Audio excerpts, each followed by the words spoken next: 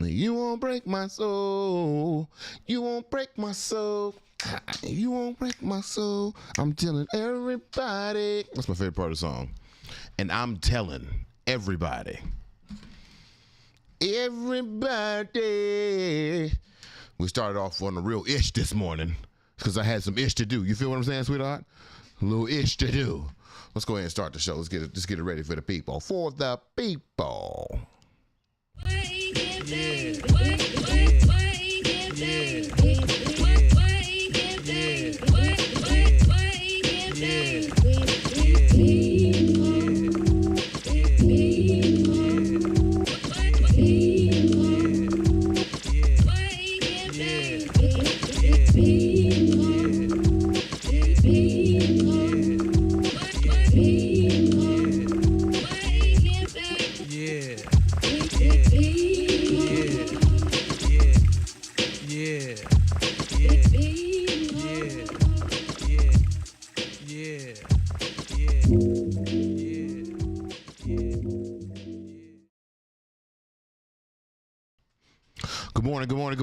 Good morning, and welcome back to another episode of Wake It Bake with BeMo. Yeah. I am your host, BeMo, your culture analyst, your blueprint architect. Make sure we're saying good morning to the wonderful lady of the house. Good morning, lady of the house. How you feeling? Yeah? It's been I'm a little tired. I don't know if the people, my voice is not as bright today. I just tried to sing the theme song. It's a little, you know what I'm saying? It's a little in there. Got a little, huh?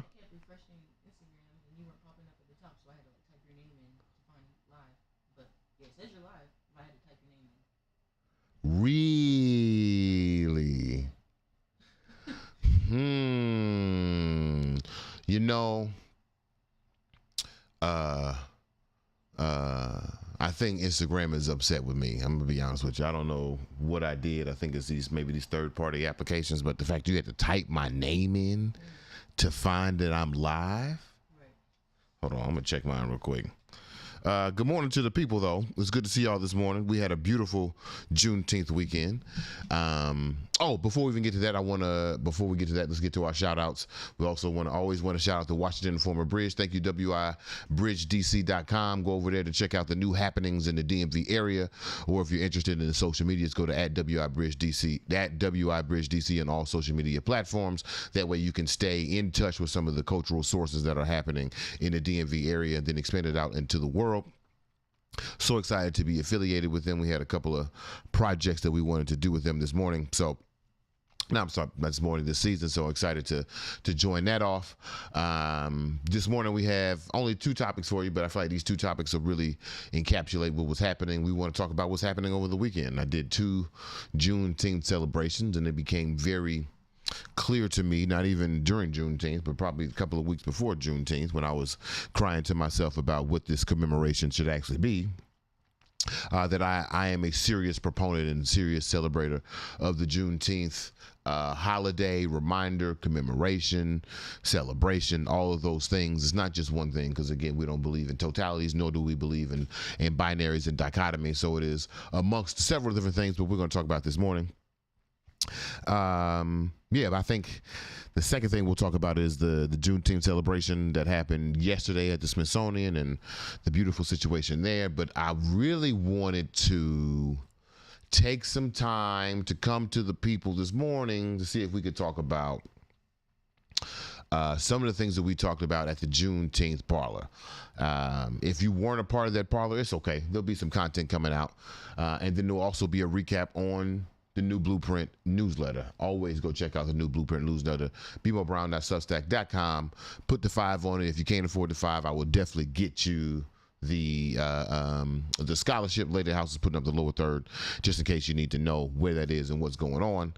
Again, good morning to the people. I say, let's just jump right into it, sweetheart. What you think? Well, how you doing, man? What's going on? What's the word? I felt like it was a good weekend. A good time for celebration and unity. I saw a lot of people I haven't seen in a long time. Really? That was good. Yeah, just good vibes Oh, good morning. I'm also not getting nothing on Instagram. It's gone now. I think they kicked you off. Yeah, Good Vibe Tribe says, good morning, lady of the house. What up, Bill BeMo? What up? What up? What up? Good morning. Yeah, they put us off. Why they put us off? We're not even on Yellow Dog no more? It says you're still live. Oh, you know what I didn't do? Take that stream key from Yellow Duck and put it into this joint over here. That's what it was. That's what it is. Put that stream key over there. We gonna it's the second one. Not that one. That one. Nope. Yep. Turn it off first. And then edit the key and then turn it back on. But to the people on YouTube, what's up? Good morning to y'all. How y'all feeling? We have some great things we want to talk about. The first thing, so we had a conversation, the Juneteenth Parlor, which I think was a success. If you didn't make it to this one, definitely make it a priority to make it out to the next one. I've said it on the show before, and I'll say it again because this might be your first time watching. But the new Blueprint Parlor and the new Blueprint newsletter, these are the things that are keeping me from going insane, sweetheart, because as you can see, we having trouble with our Instagram this morning, which means we'll probably have low viewership there. There's low viewership on the YouTube, and there's low viewership on the Twitter, and there's low viewership on the TikToks. But this low viewership is only a perception of low viewership. Because let me tell you something, sweetheart. If 773 people just walked in this door right now, man, it'd be a problem. And then turn it back on when you're ready. Yeah, it'd be a whole issue if 773 people walked in here. So to have an attitude that only 773 people have enjoyed the show so far this season would be ridiculous. But that's all to say that the show is not the final output. What we put into the world, the new cultural traditions that we actually implement, that is the thing that I think we should be valued on. When they look us up in the history books, they will see this is the thing that we should be. I've never seen that before. No, I've never seen me on Restream before. That's weird. Okay. That's new. Is that how far people are seeing me in the past? We on the gram now?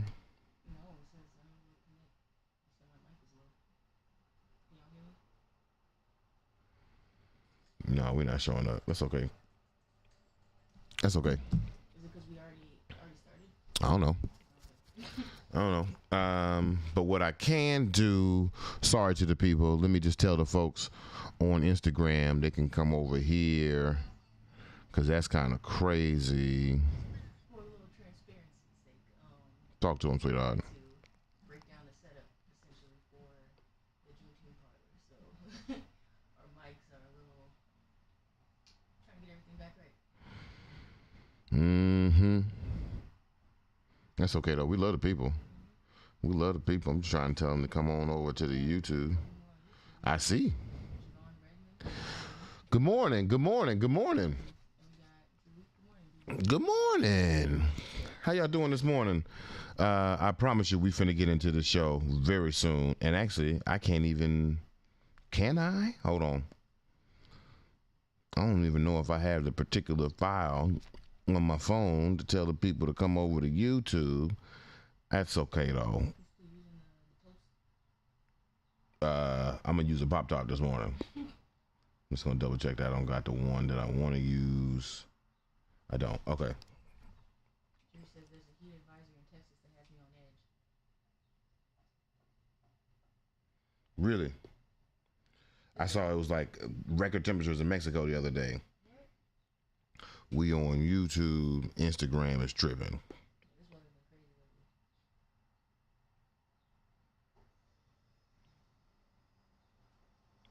Okay, I don't like all this radio silence. Right. I don't like it, but I'm trying to get it out the way. Okay, here we go. Don't they kick you out when you try to? Just go live from my phone. Who said that? Man, we don't like doing that, man, because then I can't show you the OBS things. I can't give you the full broadcast situation. So maybe, you know what the real answer is Instagram would stop tripping and actually give me my RTTMP so that I can actually do lives from OBS, in which they've opened it up for more popular creators. But like, we are the reason why they did that. That's okay, whatever though. I'm just going to start over. I'm hoping that maybe in time Yeah, maybe. Yeah, maybe. What's it gonna take, sweetheart? What's it gonna take? Lee. All right, here we go. Good morning, good morning, good morning, good morning, good morning, good morning, good morning, good morning, good morning, good morning, good morning, and welcome back to another episode of Wake and Bake with BeMo. Yeah, I'm your host, BeMo, your culture analyst, your Emmy-nominated individual. The Emmys is coming up on Saturday. Don't know what I'm wearing. Make sure we say good morning to the anklet of my leg jewelry, okay? The gold chain to my accessories, the priority in my heart. Make sure we say good morning to the lady of the house. Good morning again, sweetheart. As always, we're being brought to you by the Washington Informer Bridge. Definitely check out wibridgedc.com to get the latest news on all things happening in the DMV, or at wibridgedc on all social media platforms so you can interact and engage there. If you're on my YouTube, if you're on the Twitter, if you're on the Instagram, go ahead and smash that like button, hit the subscribe, and tell a friend to tell a friend. That's right. Text a friend right now. Hey, I'm rolling a blunt. You want to smoke with BeMo? And let's see if they join the show, okay? We appreciate y'all. We had some great topics. We had some great topics we want to talk about this morning, both of which are reviews from our Juneteenth weekend. On Monday, we had a Smithsonian hosting opportunity that I want to tell y'all about. But the main part of today's story is I want to review some of the talking points that we had at the new Blueprint Parlor. If you're interested in a more engaging look at that, make sure you go to bmobrown.substack.com to get involved with the new Blueprint newsletter and be up to date when the next new Blueprint Parlor will be. But we had some interesting topics that came out of this conversation. I would say, sweetheart, the most spicy of topics was a topic about gender identity and gender norms. We had some gender fluid and some non-binary trans folks in the building during the conversation. Yeah, people in the LBGT community. That's right. We had some of those folks in there as well. And at the same time, we had some of our conservative brothers and sisters. And even before we got to the direct question, which the direct question was, explain how gender norms and roles as a tradition in blackness must go before we can reach true liberation, I could tell this question was bubbling up. Not just the question, but the point of identity, and we won't discuss it too deep on this situation. You gotta go to the new Blueprint newsletter for that. But it's the question of who gets to identify us. The queer community, this is how they're more progressive than we are. The queer community has been having this conversation. And so you can go into if you have queer friends, there's two mindsets. There's more than two mindsets, but there's a few mindsets. Two of those mindsets are, I do identify with the LGBTQ community. The other mindset is, don't categorize me. Two mindsets. There is a mindset that I should come out of the closet and tell everyone that I am of the queer community, the LGBTQTI plus community, IA. Wait, did I say TI just now? Yeah. TI, the TIP community. And then there's another faction within the queer community that's like, I don't have to come out. Did you have to come out as straight? Saw a video. It was a conversation between a queer community group and Charlemagne the God, in which they were talking about young folks taking hormonal supplements to double down on the gender that they have selected. And Charlemagne asked the question, when do you know, when is it safe to assume that your gender is your gender? To which the response was, well, when did you know you were a man? Or when did you know that you were a boy? And the answer to that question is nebulous. Like, I don't know. I don't know. I came to consciousness one day and I was playing with frogs. Like, that's just, I guess I'm a boy. Like, I guess that's what it is. So to have that same expectation of people who are also identifying their genders outside of what we call traditional, now in this new format of self-identifying, all of these questions to say who gets to identify us. And I feel like the queer folks have tackled that because they have been categorized and they have been bucking that categorization systemically and individually for quite some time now. But now, in the new Blueprint Parlor, as we were discussing what black is, I could tell there was a conflict within the parlor nights, within the parlor attenders, that what is black is something that you are identified as, not something that you self-identify as, something that the world, society puts on you. You're black. And we've talked about on the show since season 4 is about the destruction of race. We've talked about on the show how it was actually last week how Jocelyn yelling to Amber Rose, "You're black," is not the heritage inducing, it's not the my ancestors are shining down on me feeling. Categorizing me as black very well feels like you putting me in my place in the racial caste system. You're not non-black, you're black. We're taking things from you. And somehow us claiming that, I'm doing all this hand movement this morning, us claiming that black culture seems a little inaccurate, but that's how people define us. The most important question when it comes to identity is, who are we to each other? It's one thing if we let society, aka whiteness, or the racial caste dictate who we are by name. It's another thing to ask the question, who are we to each other? So this dichotomy was playing out through the parlor, and when we got to a very sensitive and more direct subject, because we can play around with you black or you not black. We got the black citizenship test, which is partly like some factual things that you know, but also partly satire that you know these things that you can be black. We've seen the Atlanta episode with the mixed kid and you got to answer all the racial questions correctly. So part of that is satire when we're talking to each other. But when we dig deeper into their identity and we get into the gender norms, that's when it got a little spicy. We had a conversation about selective identity, self-identity versus your natural body. And sweetness, sweet thing, sweetheart, I as a non-religious man, I don't know what the natural body is.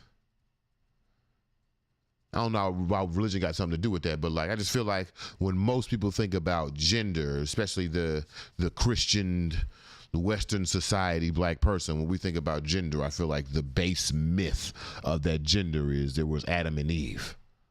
As if there was a dichotomy of only two things that were available. That's why I think I automatically go to religion. But when we had this parlor, it was a very intense, I would say the spiciest part of the conversation was, what do we do about people who identify themselves outside of the gender norms and gender rules that we were raised on, that we were socialized by? And honestly, I feel like as a black society, that might be the hardest work that we have to do. We can do the bonnets in public. We can get rid of the respectability politics. We can figure out what we're going to do about race and black culture and the attributes stuck to it. We can think about community work and financial upliftment and unity. We can think about all those things. But I think the really hard tactical thing that is in front of our generation of blackness is, what are we doing? How are we respecting? How are we improving the life of non-binary and trans people? Because Ms. Opal said, until all of us free, none of us are free. And that includes those individuals right there. So it's so interesting to hear these other black dudes with politics, these other black dudes with podcasts say that liberation comes from the black man and the black woman, but they don't include the non-binary or the transgendered folks. We got to get rid of the whole thing. So that was one topic. We had a, oh man, what are my notes? The second topic that I think was very interesting from the new Blueprint Parlor was stalls to pull out notes. We were having a conversation about NFL running back Gale Sayers. Gale Sayers, if he wasn't the first, he's one of the first black folks in the NFL. If you've ever watched old, I mean like pre-1940 basketball or like leather hat football, it looks like a different sport. You see these white boys on the court or on the field, and they're playing a very dry vanilla version. Shout out to Vanilla Sims. They're playing a very dry and vanilla version of the sport. They're running in straight lines. There's no dribbling. There's no behind the back passes. There's no juke moves. Watch out, Charlie, I'm trying to shoot. There's none of that. And then in basketball, you see the first black players coming in. I think Wilt Chamberlain might have been one of the first dynamic people to have done so, but they come in and they play the game a different way. There's hook shots, there's dunks, and there's crossovers. And in terms of Gale Sayers, instead of just running through the hole, now I'm juking you, I'm spin moving, I'm going around you, I'm stiff arming you. I'm not just trying to power through you. So in the conversation, our good friend Maurice James Jr., Art for the Black Market, he brings up a point.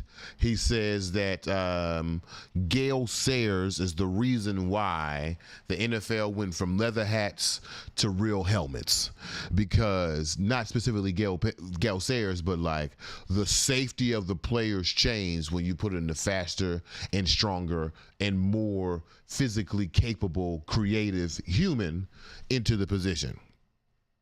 Meaning they hit harder when a nigga's in the league, okay? And we can't be wearing these leather hats. We gonna die. When it was just the white boys, we out here just pillow tackling. Oh, hey, man, go down, Jim. But it changed up. So in that point, Maurice brought up a very beautiful point. He said, isn't sportsmanship just whiteness? Isn't that just whiteness in sports?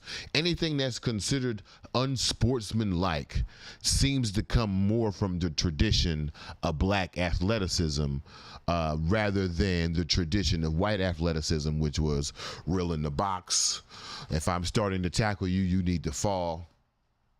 That's just interesting. It's an interesting thought as I'm watching sports. Ja Morant got the 25 games for. Got 25 games suspended for flashing a gun on Instagram Live. Ja Morant lives in Memphis. It is legal to be open carry in Memphis, but somehow it is unsportsmanlike for Ja Morant to have a gun on Instagram Live. Is it smart for him to have a gun on Instagram Live? No. Is it a responsible thing to do for him to be, as an athlete, for him to be riding around with his partner and a gun in the car? Probably not. But is it wrong? How was it unsportsmanlike? He's completely away from. Well, he's setting a bad example for the for the kids. To that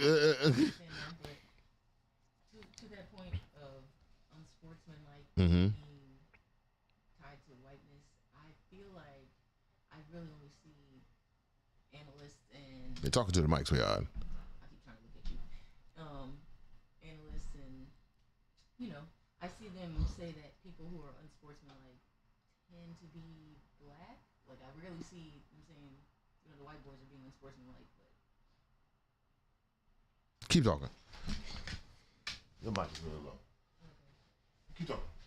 That's all I had, really. Yeah, I just feel like it is definitely rooted in whiteness, because I feel like they're held to a different standard.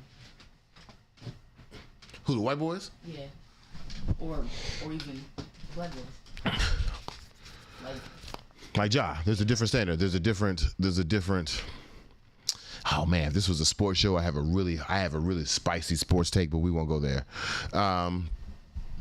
But yeah, this sportsman-like figure is, I feel like it's a status that was put on from whiteness, that you got to be pure, you got to be clean, you got to be civilized, you have to be this version of human, you have to reach this level of human in order for us to find you acceptable. But in reality, like, Ja Morant is a great basketball player.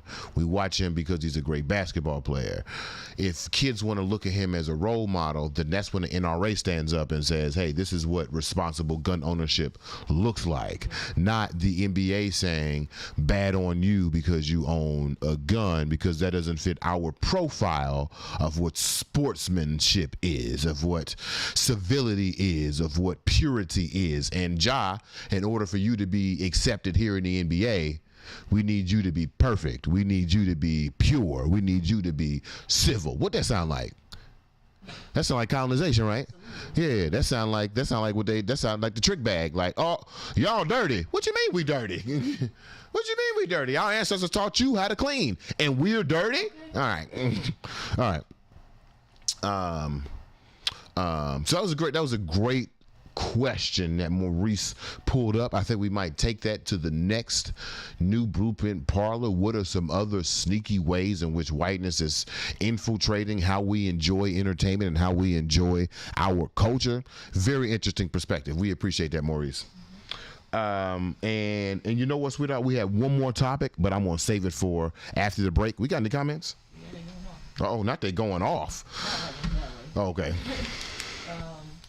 Can't see it right now, but Drew said for Juneteenth he did something that his ancestors dreamed of, which was basically resting. Oh, nice. See, and Drew, I put this in my Instagram. I put this on a New Blueprint newsletter. I'd like to apologize to the people of Texas, because the Juneteenth that we are celebrating nationally is not what was going on in Texas. Yeah. This is a different holiday. Same name, same date, same background, completely different holiday. They got Jennifer Hudson on the White House lawn singing for glory. Right. Okay, this is not the same. I'm gonna read the Emancipation. We're gonna have some red drink. This is some food trucks outside. The kids is out here reciting some things. There's some quiz bowl conversations happening, and we're having a conversation about blackness. This is not the same Juneteenth celebration. As a matter of fact, it shouldn't even be a celebration. Now that it's federal, you know what I mean? You saw the clip that I put out. This ain't no holiday. It should be a commemoration. And the fact that black folks is coming to terms with that the day after Juneteenth, I saw it on Twitter all this morning. Like, wait a minute. Hey. How they convince us that the day they freed slaves is a holiday when there shouldn't have been slaves to begin with? What? That's like making a holiday for the day that you pay back your student loans. Like, bro, I shouldn't have had these anyway. I shouldn't have had these student loans to begin with. What's the next question? Or comment, excuse me. I was going to say, my favorite black family, nation name. Yeah. Yeah, they're from Texas, so of course they celebrate Juneteenth. They've been doing it for years, and I don't know if they have a watermelon like farm or patch or whatever. Mm-hmm. The mom was saying that her father and her grandfather, great grandfather, they were farmers and grew watermelons. So oh, nice. It's still the history of. Yeah. Basically, yeah. You know, the watermelon, I learned this when I was starting to research for the Black Ad Project. You know that black folks started cultivating watermelons around the menstrual era, and they were successful, and they were making so much money. They were making so much money from watermelons that minstrel actors, the white people who would put on blackface, started to mimic black folks in watermelons and created that as a stereotype that niggas eat watermelons and they look crazy, as a way to distract white folks from buying watermelons from black people. It was all a trick to reduce the agricultural power of black folks, to make them stereotypical eaters of watermelon, to make them, their lips look like watermelons, they smile look like watermelons, all to say basically niggas is watermelons and we shouldn't be participating in nigger agriculture. Meanwhile, in Texas, like, there are generations of watermelon growth. Shit, I pick watermelons for the summer. That shit is the hardest shit I've ever done. Live streaming is very tough. You know what? It might be tougher than picking watermelon. I'm gonna be honest with you. Picking watermelon is hard as fuck, man. My goodness. Yeah, so, so it says the disgusting stereotypes about watermelon were made up during and after Reconstruction by southern white planters of those times. It was intended to discourage customers from doing business with black watermelon farmers who couldn't otherwise find work in the severely racist job market. So, yeah. I know what's going on. Hold on. Okay.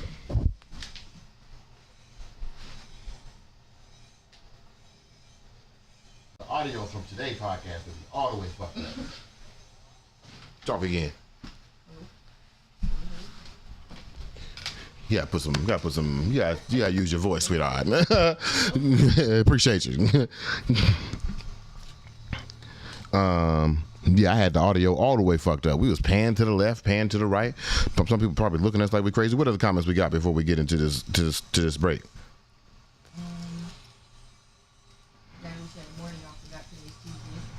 Well, good morning.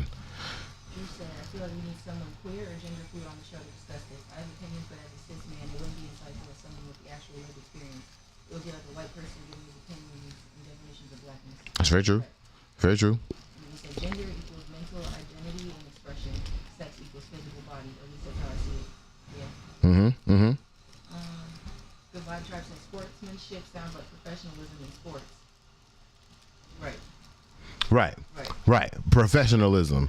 Make sure you stay within these bounds of society that we created to make sure that we can stay on top.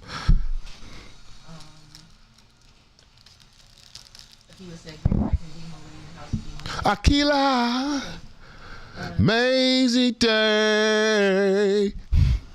Right. What's her name? Ain't it Daisy? Oh wait, never mind. Hazy Daisy. Devon Redmond says it's wrong because he's a sports figure for the kids, and gun safety is supposed to be of the utmost importance, especially dealing with children. Okay. Cool. Drew says, I remember being in class with Dr. Carr, and he used God as an example for gender identity. Traditionally, God claims to be male, but the Holy Spirit was the female counterpart that established balance. Good Vibe Tribe says they didn't want the college kids to get paid in the name of sportsmanship and purity. Right. Exactly. That's the thing. It's more about we need you to be pure. Like, and they always, oh man, the easiest way to do this is like, oh, but you got to do it for the kids. Come on, man. I am not the end all be all of representation for children. Don't put that on me. What Charles Barkley say when he was a sports player? He was like, I'm not a role model. Your parents are role models. Teachers are role models. Cops are role models. Well, they used to be. I'm a basketball player. I'm a professional basketball player. I'm a grown man who get paid to play a children's game. You expecting me to act like a grown man? Come on, man. What else we got, sweetheart?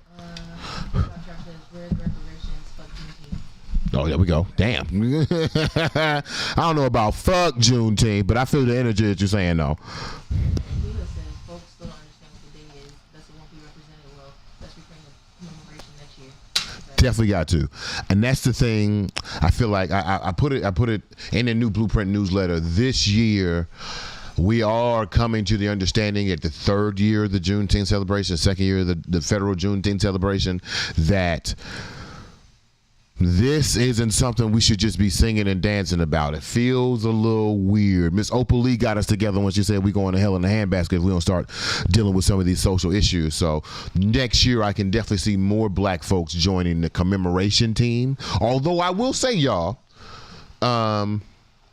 it's not just one thing. We can lean more into the commemoration, but it is also still a celebration, though. It's still a celebration of that day of the liberated body, although it was late. Who we are to each other are free individuals, but we can hold that governance structure, those who decide to define us, to a higher standard of commemoration. Does that make sense? Ooh, come on, squeaky voice. Goodness gracious. All right. We'll go take a quick break. Good morning, Kendall. We're going to take a quick break.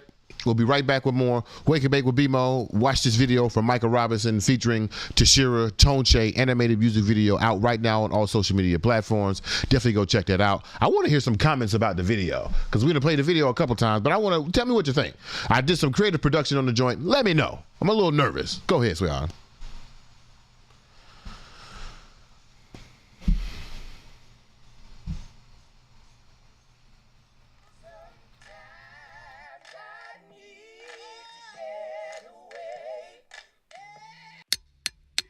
Baby, can we? Oh, baby, please. Down on my knees, but I ain't begging, baby. I'm just trying to change.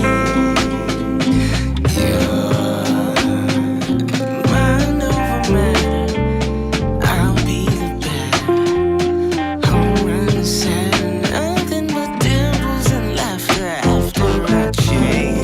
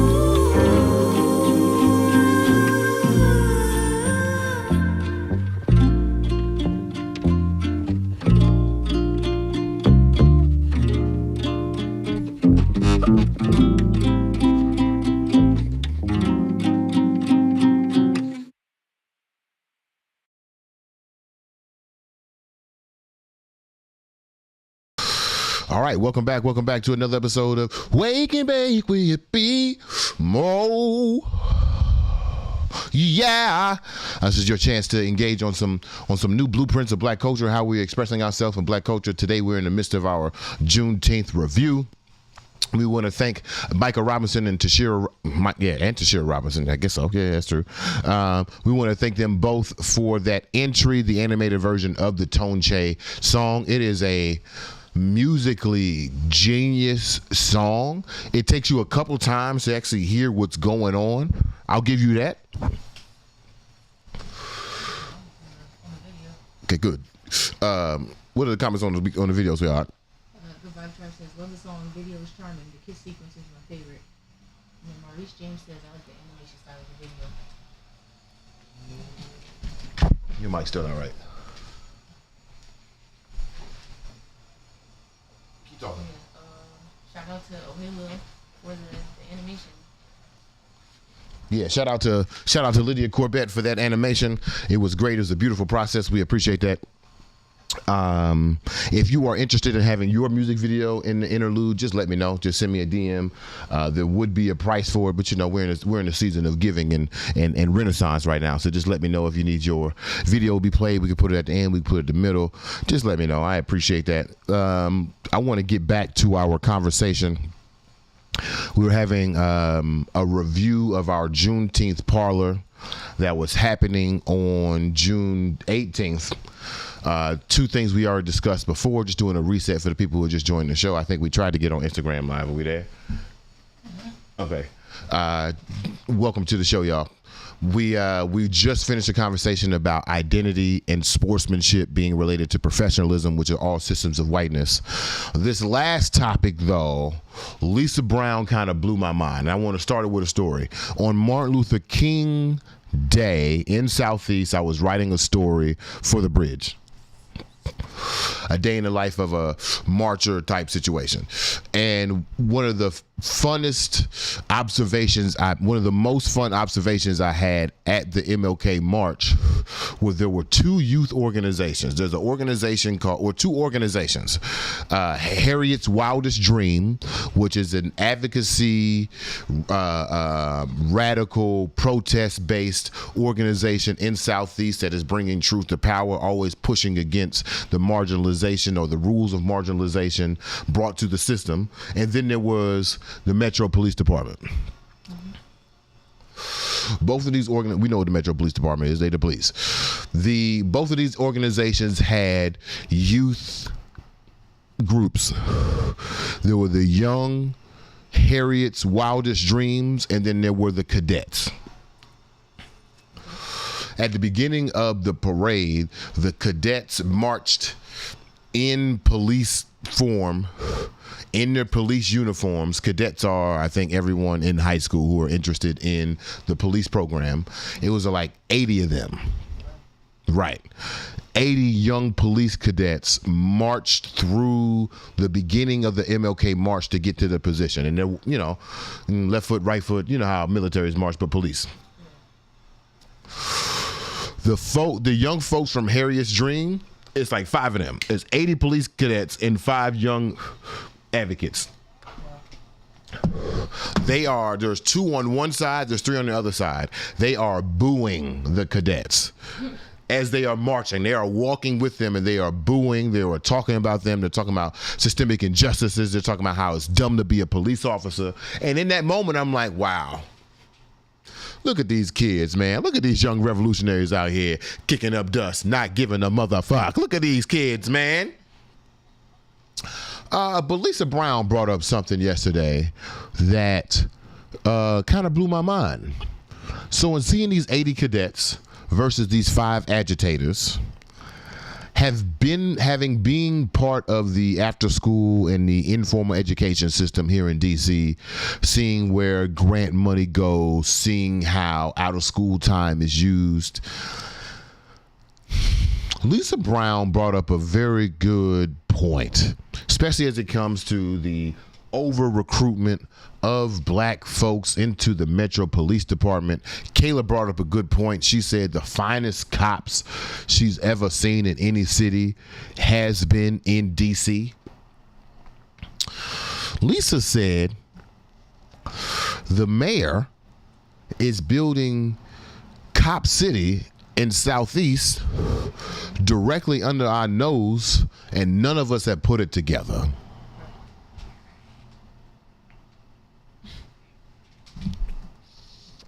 If you aren't aware, Cop City is a area of land in Atlanta that has been repurposed for the training of police officers in Georgia, and I think also do some consultation for the rest of the world.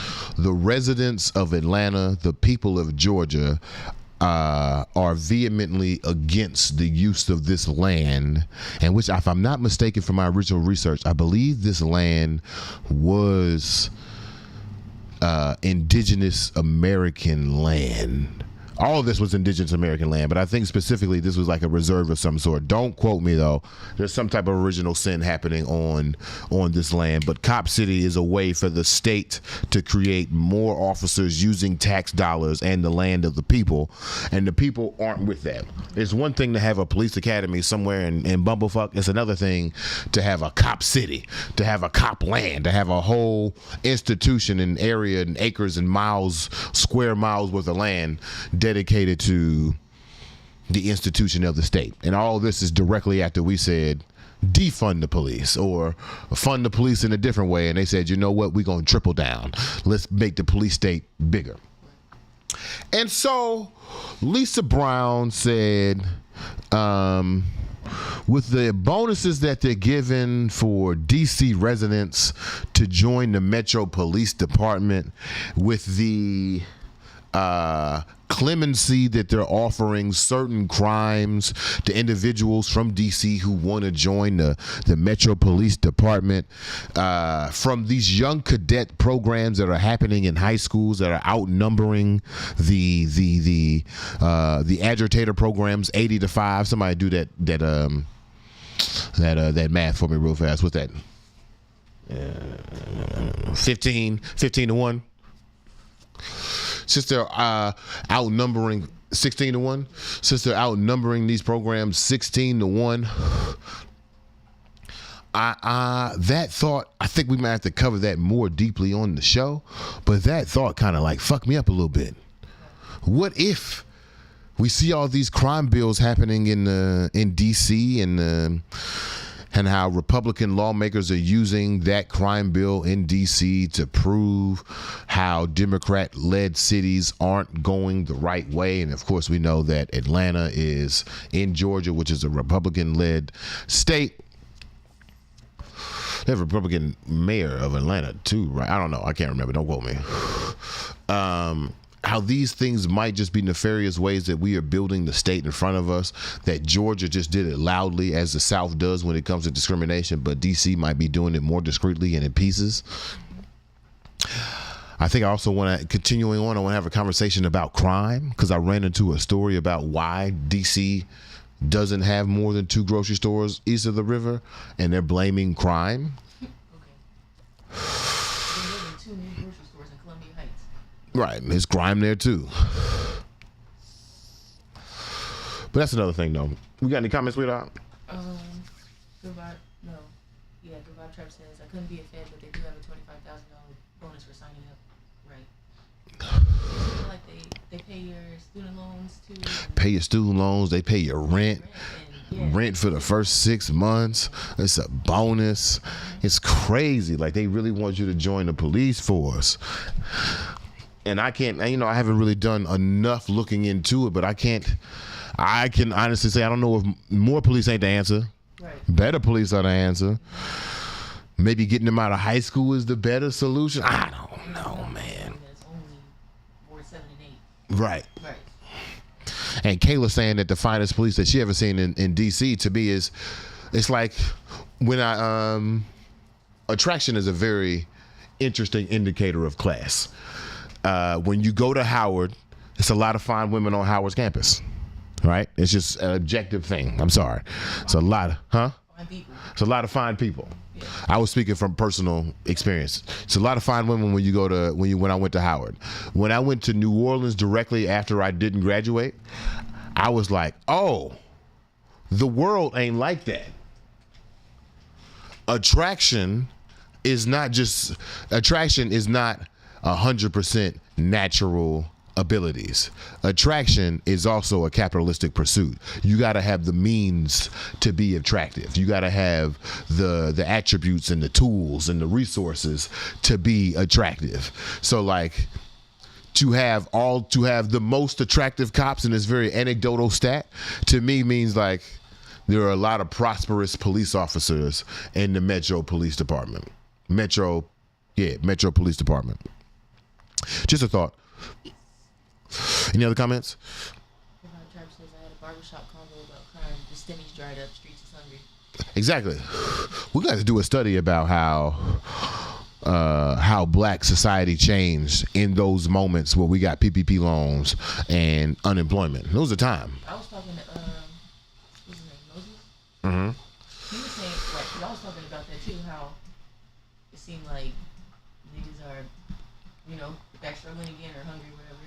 And he was saying, like, he knows personally some people, their lives have changed forever. Like, dudes are wealthy now. Yeah. Yeah, like 250K, like, you never have to work type thing. And he says, for people coming from Chicago and, like, these rough areas, this is life changing to them. So Yeah.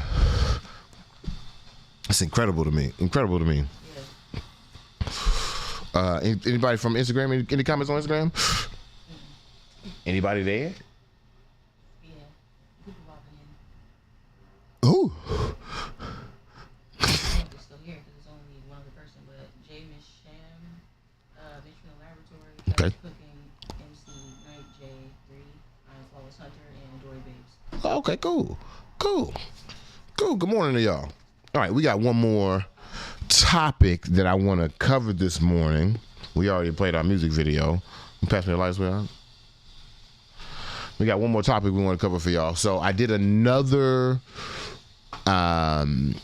just to wrap up the Juneteenth Parlor, we'll have a new blueprint newsletter on the Juneteenth Parlor where we'll be discussing some of the things that we talked about. I'll put up some exclusive audio clips from that. We're going to have some video clips in there. There'll be more content coming from the Juneteenth Parlor. Again, the thing that I was really excited about that Juneteenth Parlor is that it happened in real life. It was like 10 people there. 10 participants there, immediately later at the house. Jamin popped through, and then at the end, some drunk girls from brunch came through and trying to get some liquor. But you got to have all representations of blackness there. The thing that I really appreciated is that if those same 10 had just been all the views I had seen on the clip, I'd be very disappointed. But when those 10 people walked into a room and they had real conversations and told me about their real impacts about that conversation, I think we are doing the work that we need to do. I didn't have any panic attacks or any withdrawals after the event on Sunday, which, you know what, sweetheart, I just thought about this. I don't know if when I started this, if I would have been able to produce an event one day and then host an event the next day. Back when I was doing the speakeasy situation, or even show and tell, or even the independent band showcase, if you're there from Howard, it would take me weeks to recover after a show from just like anxiety or depression or not reaching the results that I want. But this weekend I did a show on Sunday, and then I turned around and did a show on Monday. Look at that. One clap for growth. So yeah, I think that's going to be a really cool piece of content. So the next thing I want to talk about is Juneteenth Day. Juneteenth Day. I'll start with the end. Sweetheart, I called a Lyft to come home. And I got in the car, and you can't see the Lyft driver. You can never see who the Lyft driver is. Can't see their face. You just see the eyes in the rearview mirror in the back of their head. It was in the car, and he called me like, "Where you at?" And I'm like, "Oh, I'm at the ACM." He's like, "I'm in the parking lot. I already know where it's at." And I was like, "Okay, cool." Walk to the parking lot, get in the car. He's like, "Oh, what was happening over here?" I told him the Smithsonian was hosting a Juneteenth concert celebration for Southeast for the Anacostia Community Museum. He was like, "Oh man, I just celebrated my 34th work anniversary for Smithsonian." and he's retiring in 6 months. And then he gave me the black man speech. He's like, what these youngsters don't know is, seeing with the Smithsonian, saying if you put in a certain amount of hours, or if you are 58, you can retire, and they'll give you a full pension plus your full Social Security. So I'm retire in 6 months. I'm gonna go ahead and get up out the way. You know, he's giving me that, right? He was talking about giving advice to his other young customers, and then he comes to this point, we're like 10 minutes away from the house. He comes to the point in the conversation where he's like, yeah, I just tell these kids, like, if you just have a plan, if you put your head down and just do the work, then anything is possible. And I was like, you don't even know, brother. And so I tell him how surprised I was that the Smithsonian called me the cannabis smoking, explicit screaming, dissension preferenced, dark skin locked, tall host to host the Juneteenth celebration. I told him I was so surprised. So many other people could have done the situation, a little bit of imposter syndrome in there, but I was so surprised. And he looked up in the rearview mirror and he said, are you serious? And I said, yeah. And he said, currently there is the first black director of Smithsonian, like the entire Smithsonian machine. He said Smithsonian is the largest museum system in the world, for better or for worse. And we just had the first black director of the Smithsonian. And he said the director about to retire in a year off the same plan, off the same mindset. They joined the organization 35 years ago with the same mindset of what, sweetheart, that old blueprint, which might not be a bad blueprint, I'm going to get me a good government job. Let me get this good government job, get me a pension, get up out the way. Two black men. This man is in facilities. He's been working facilities in which, if you're not in the talented mindy thinking, you're like, damn, he's been cleaning up for 34 years. That's not what I heard. What I heard was, I've seen some of the greatest exhibits in the world. I've worked facilities around the world. I have dusted things that you can't even touch. And I'm like, oh, okay. Okay. That's kind of cool. Okay. And so when I said, I was like, man, they called me, and he was like, brother, they were supposed to call you. Then he started going into Joe Biden. He was like, did you know Joe Biden created 13 million jobs? This is not an ad for Joe Biden. He created 13 million jobs. And I was like, yeah, I just read that report. He said, did you know that Joe Biden has put black unemployment at the lowest level it's ever been since slavery? Because 100 niggas was employed. But since then, this is the lowest that unemployment has ever been. And I said, yeah, I think I read that. And I also told him, like, this is the first time in history that black unemployment isn't directly double white unemployment. Hold on. People on the window about to get on my damn nerves. Had them folks working on Juneteenth. That ain't right. All right, my bad, y'all. My bad. I also told him, did you know that this is the first time in history that black unemployment isn't a direct double of white unemployment? Meaning there has been a better focus on creating jobs for black folks. He was like, wow. And he was like, yeah. So Juneteenth as the federal holiday was a job starter. And I said, wow. He said the next thing the Smithsonian is about to do is they're about to open up the Latino museum and the women's museum. He said that the Black Smithsonian has created so many jobs for black folks outside of just a facility that it's incredible. And it's the most successful Smithsonian museum that they have in the world. And so he said, if they called you, they're supposed to call you. I was like, okay, I can accept that. And then I told him it's going to really blow your mind. He said that he celebrated his 34th work anniversary with that previous weekend.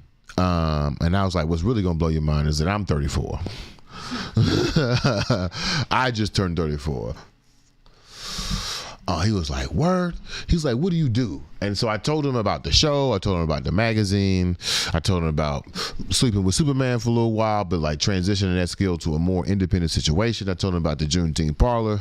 I told him how in my day at school, what I'm doing now, they didn't teach us to do. They had radio, TV, film. And the closest I could have got to learning how to do what I do now would have been radio, TV, film. But my cousin took the same major and they turned that into digital content creation. So saying that to say that this didn't even exist a couple of years ago. So I'm appreciative of that. But all that to say, the Juneteenth celebration at the Smithsonian was very humbling. It was very humbling to be a part of a situation that meant so much to so many people. I was watching the crowd and I seen a couple of 6, 7-year-olds interacting with some of the activations in Juneteenth, watching, listening to me, participating in double dutch and other black activities for the first time. They was playing jacks and hopscotch at the bottom of the hill, and watching little black girls do that for the first time. And I'm like, wow, I remember being that 7-year-old at the Juneteenth celebration, surprised, like, oh, I didn't know we did this. I didn't know this was a thing. And being so appreciative of being a part of that moment. And I'll give you a brief story, and then we'll get to the burning question. So the Zumba lady is the first person out. After the Zumba lady come out, the double dutch ladies come out. And the first thing I see when the double dutch ladies come out is like, oh, the ladies finna double dutch. The ladies are finna double dutch. And the reason I say that is because in 1997, on the playgrounds of Thorpe Gordon Middle School in Jefferson City, Missouri, if you double dutch with the girls, oh, you was gonna get talked about. You might have got pushed around. You might have been called certain names if you was trying to double dutch and jump rope with the girls. The only time that you could jump rope is if you had a single jump rope and it was in gym class. These was the boy rules of 1997. So the show is going on. People are coming up and speaking. There are performances going on. Deaf Duff goes on. The Experience Band goes on. Farrah Floss are doing a thing. I'm up there trying to make jokes. They was kind of funny. And I'm walking through the crowd, and one of the double dutch women grabs me by my ribs and says, come here, you're next. And I'm like, okay. So I'm just standing there because there's an older black woman and I'm gonna respect your elders. I'm gonna just stand there. But when she turned her back, I try to like sneak away. And when I sneak away, I don't mean just my head. Like I like walked maybe like 25 paces. And then in the middle of nowhere, she done grab my ribs again. She's like, no, it's your turn. I'm like, oh, wow. Okay. So she tell me, I said, I've never double dutched before. I've never successfully double dutched before. I didn't know that boys could double dutch. She said, I know. That's why I came and got you from the crowd. She said, just start jumping on beat. I was like, huh? She said, just start jumping on beat and we gonna bring you in. I'm not gonna jump in. She said, no, I'm gonna bring you in. And sure enough, I get to jumping on beat. Dev Duff is playing some slow tunes, and sure enough, these double dutch black women put me in the middle of this rope. I'll show y'all the video another time. They put me in the middle of this rope, and I was double dutching, sweetheart. I have broke a gender norm. Black boys are double dutch. If you 34, if you was in elementary school in 97, I have broken a rule for you. You can go ahead and get it done. Such a wonderful moment. Such a wonderful moment. Right? That was my Juneteenth day. And of course, I couldn't leave the people at the Smithsonian without telling them what I just told y'all a second ago, what I put into my Instagram reels, what I'm going to put onto the TikTok, what I'm going to put onto the new Blueprint newsletter, what I hope the Washington Informer Bridge will actually print for me. We got to do more than just celebrate. Until all of us are free, none of us are free. There's still work to be done. There's still communities that need to be uplifted. There are still mindsets that need to be changed, including some of the mindsets that are on this podcast and the people who are listening.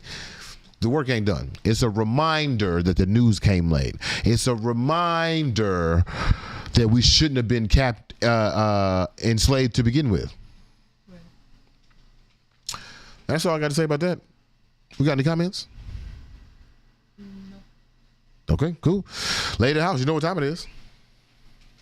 It's time for the burning question for the roach. Do. Brought to you by Sweetheart. What was your favorite aspect of this Juneteenth weekend? And do you feel like that is maybe a representation of how we should be acknowledging and celebrating, or, paying homage and reverence to Juneteenth?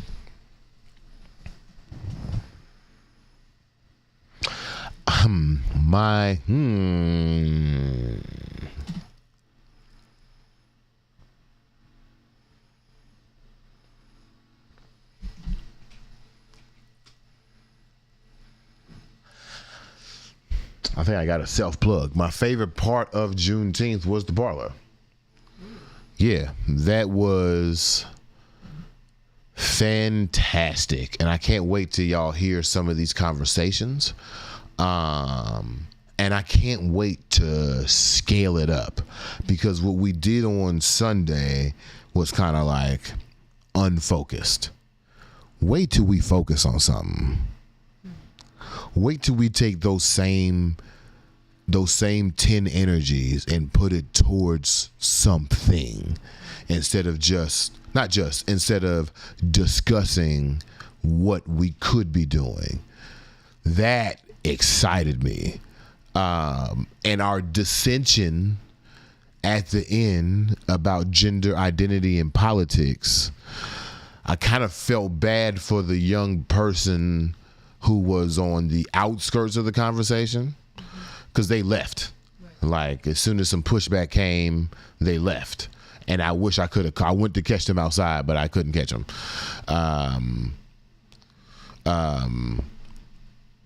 We almost got to a point of action.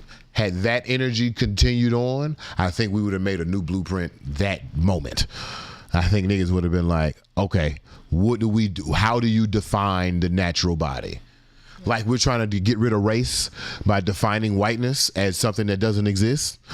I think we get rid of gender identities by identifying the gender and how it doesn't exist. There have been non-gendered people since the beginning, but somehow we've convinced themselves there are only two gendered people. But that's okay though. That's okay though. That's just whatever. But yeah, that's my favorite part. The Parlor, those conversations. I really hope a lot of people had those type of conversations on Juneteenth weekend, where we discussed the history, where we also discussed how we're going to move forward and some new traditions that we could try to establish. That was really cool. Oh, and Fly Zaya, let me say something.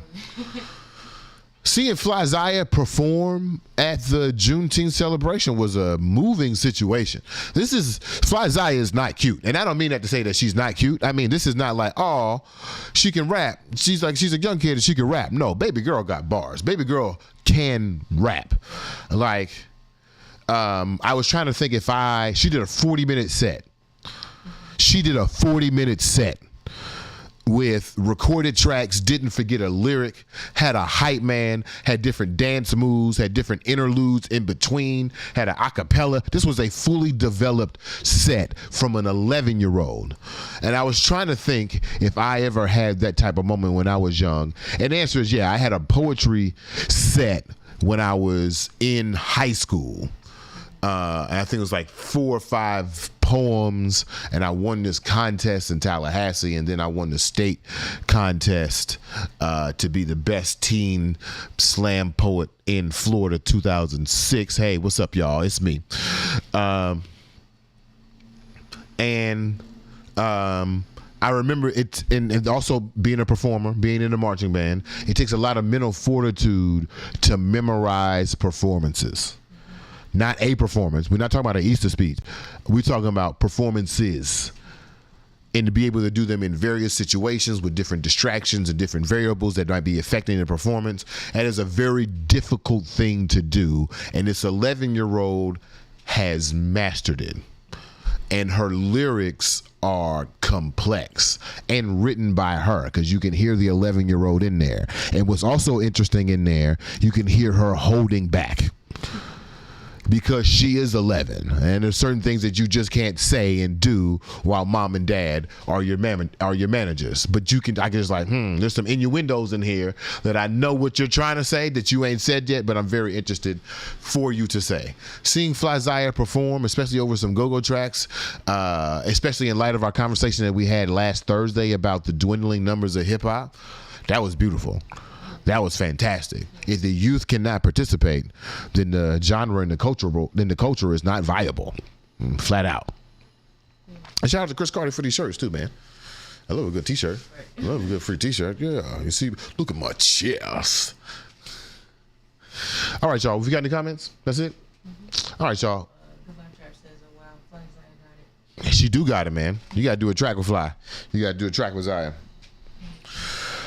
All right, y'all. Well, it's been a beautiful Tuesday. I hope my voice and my energy recovers by the time we get to Thursday. Remember to tell a friend to tell a friend. If you want to see the immediate replay of the show, definitely go to YouTube right now. Go to my Twitter right now, at BeMo Brown on both. Make sure you check out the podcast. It'll be coming out a little later. Make sure you check out the podcast. It'll be coming out a little later this afternoon at BeMoAuthentic.com or wherever you listen to your podcast. Also, subscribe to the new Blueprint newsletter. $5 a month. If you need a scholarship, just let me know. It ain't no thing. BeMoBrown.substack.com. We're going to leave you with the Tone Shea video with Michael Robinson and featuring Tashira, illustrated by my good girl, Oh Hey Lil. It was good seeing y'all this morning. We'll see y'all on Thursday. Peace.